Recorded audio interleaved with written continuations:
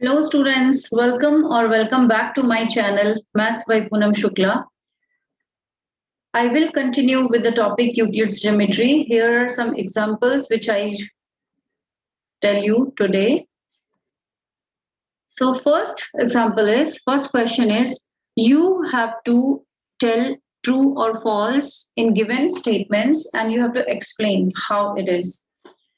So statement one is only one line can pass through a single point. You have to explain it. So I would say it is false because only one line can pass through a single line. It's is not possible. You can draw as much as line you can. So infinite line you can draw from a single point like that. Okay. So infinite lines can pass through a single point. So this statement is false. So here explanation is given, which in that form you can write in a notebook. There can be infinite number of lines that can be drawn through a single point. Hence the statement is false. This is the correct complete answer of this question. Second part is there are infinite number of lines which pass through two distinct points.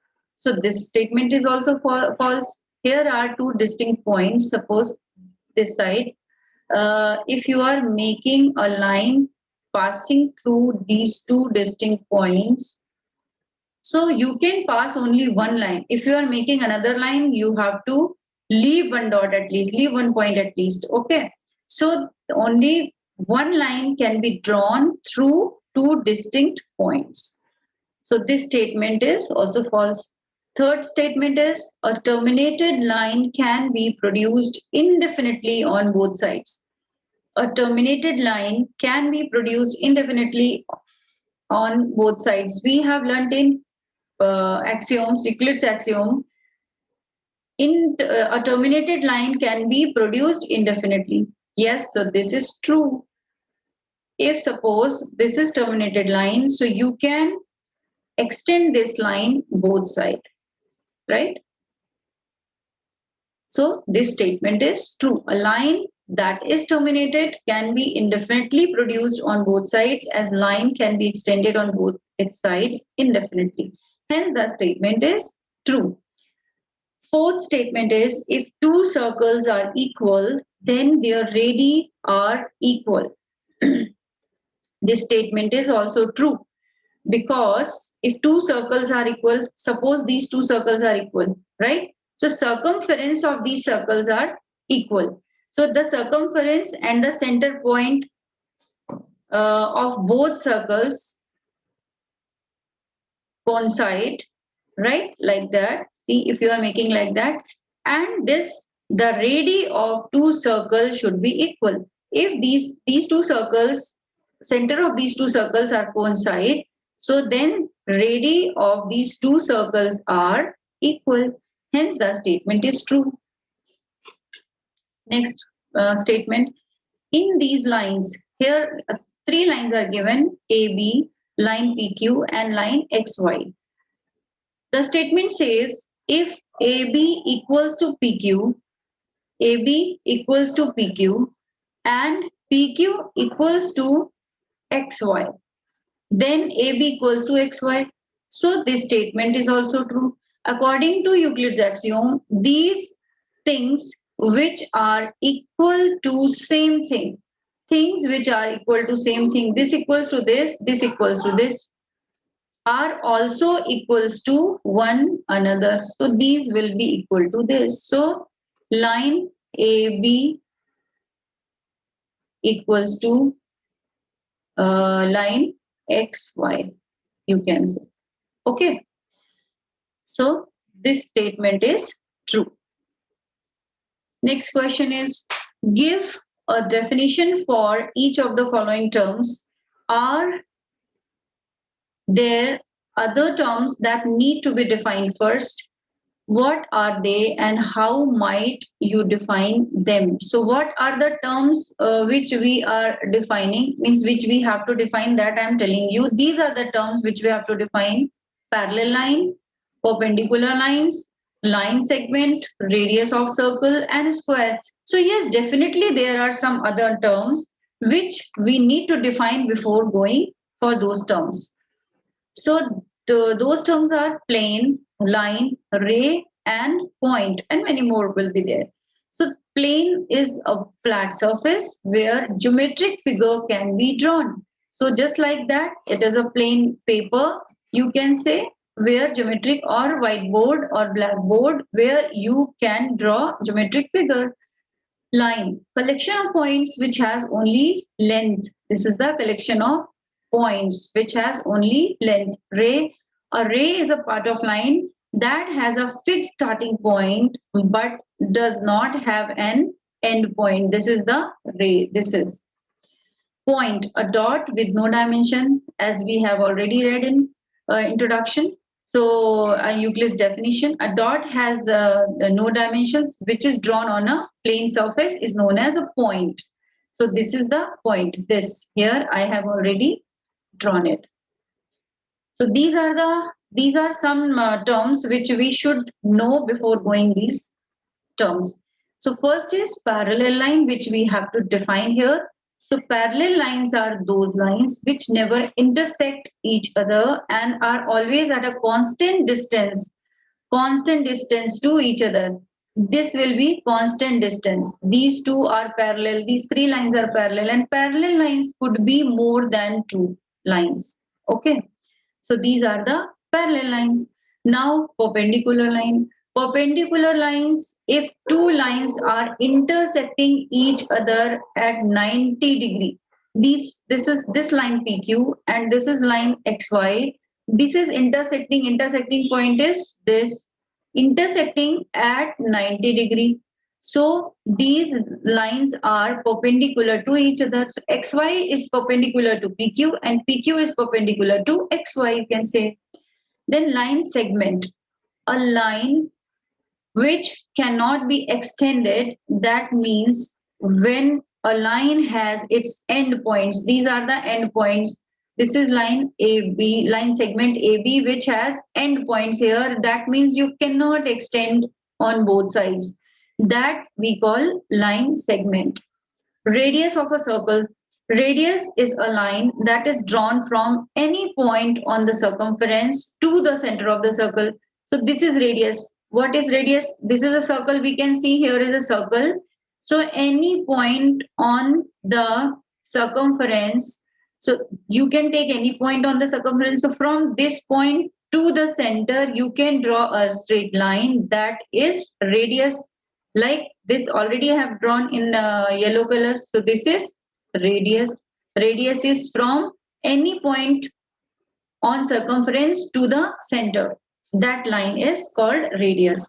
Square, a quadrilateral. What is quadrilateral?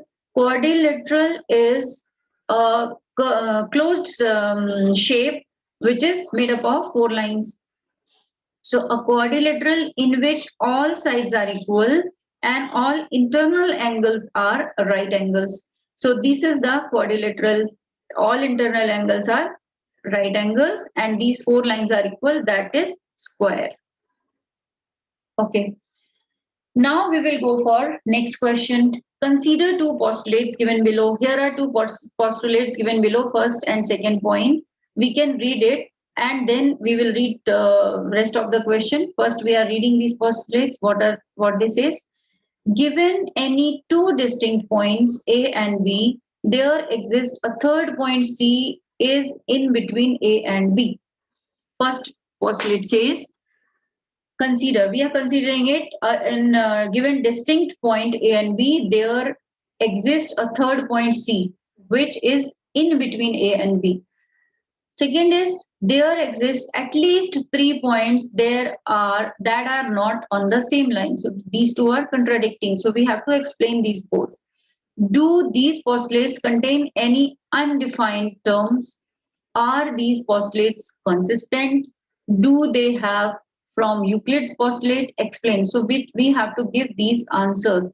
So first is yes, these postulates contain undefined terms in postulates are there are many points that lies on a plane, but in postulate given here, the position of C is not given as of where it lies on line segment joining AB or not.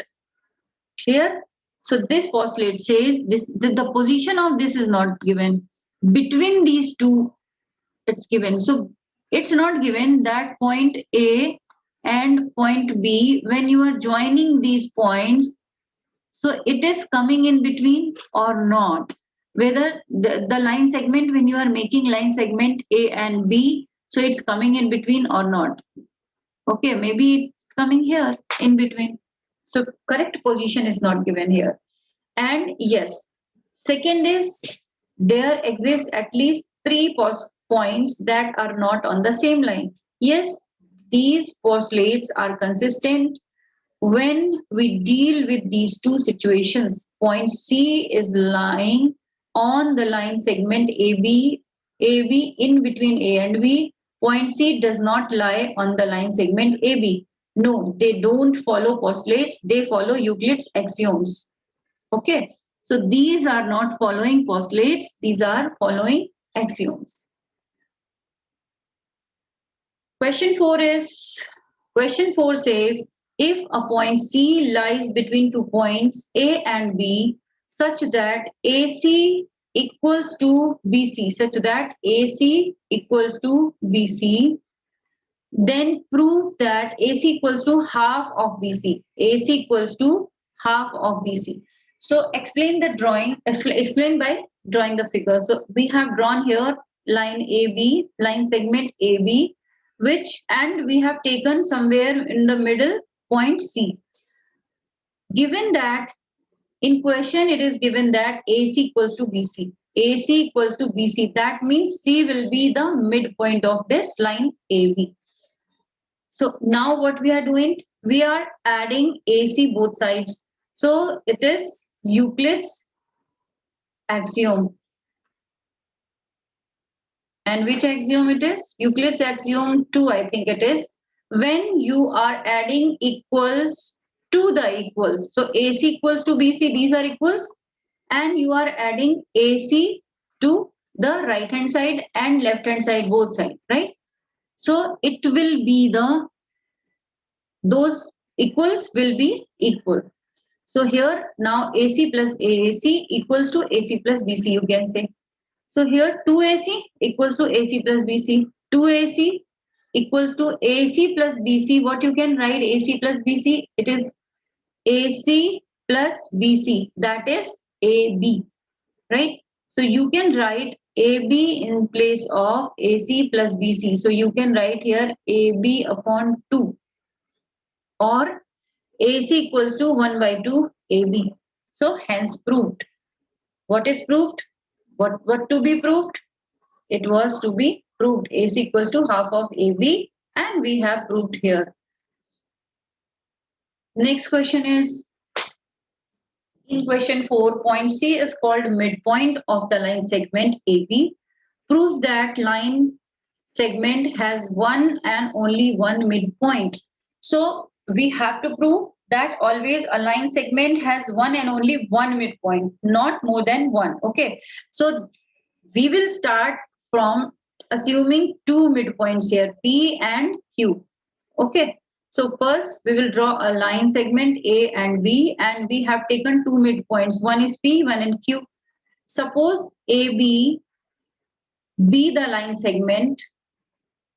Assume that P and Q are two different midpoints of the line segment AB. So as P and Q are midpoints of AB, so what you can write? AP equals to PB, sorry. So AP equals to PB, or you can write AQ equals to QB. That also you can write. So here AP plus PB equals to AB. Isn't it? It is. Or next you can write AP plus PB equals to AB. I have broken in two parts. So AP plus PB equals to AB. Similarly, you can write AQ equals to QB equals AQ plus QB equals to AB. AQ plus QB equals to AB. That you can write. Now, because both right hand side are equal, so you can write this Okay, now let it be here. Now we are adding in this equation and in this equation. We are taking these two, right?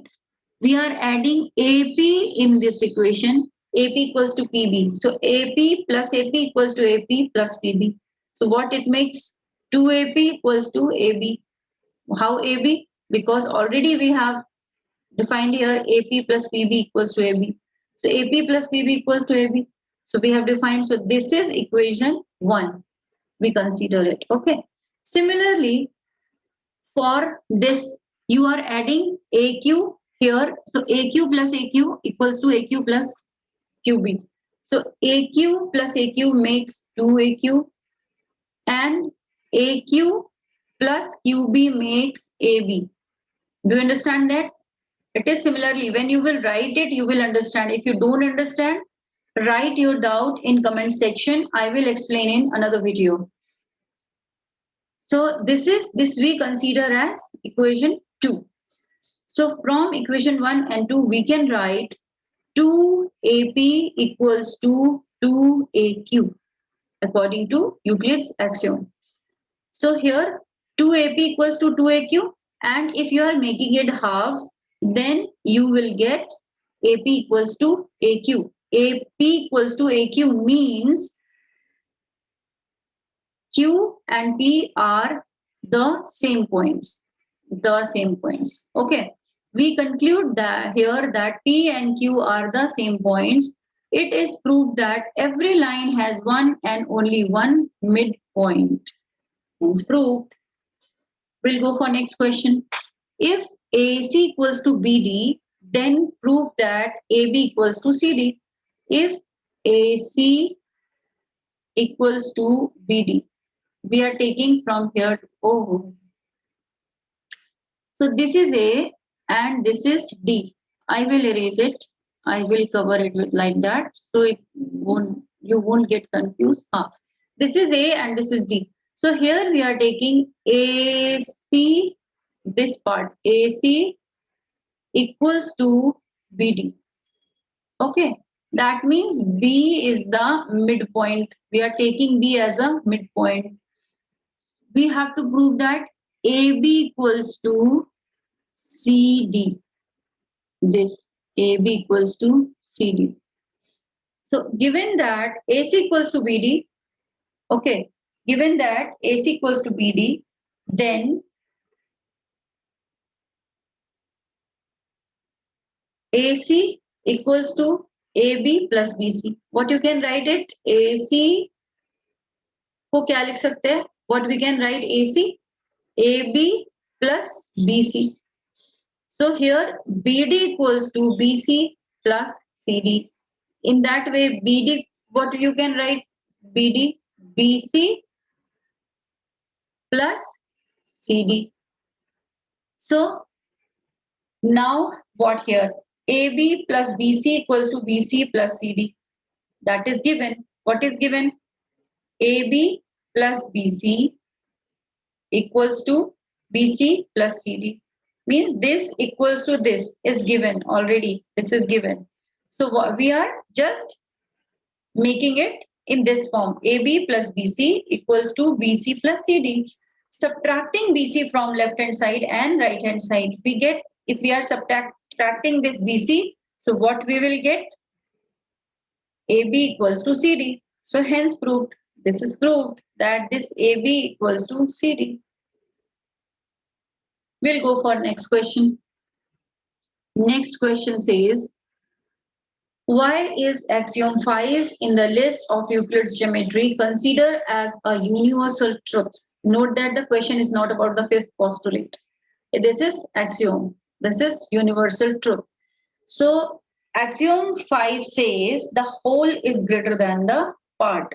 The whole is greater than the part. So as I told you earlier, this is universal truth that if we take a pizza, when it is whole, its weight will be more than after you take one portion of it. So the fifth axiom of Euclid is true. Suppose this is a pizza and you are taking this part. So this definitely this will be less than, this part will be less than earlier it was whole part. So the fifth axiom of Euclid is true for all the materials. Hence, the axiom 5 of Euclid axiom is considered as universal truth. This is all about the exercise 2.1, and next exercise you will see in next video. So till then you can subscribe my channel and press bell icon to get notification for new uploads. Till then, enjoy and bye bye.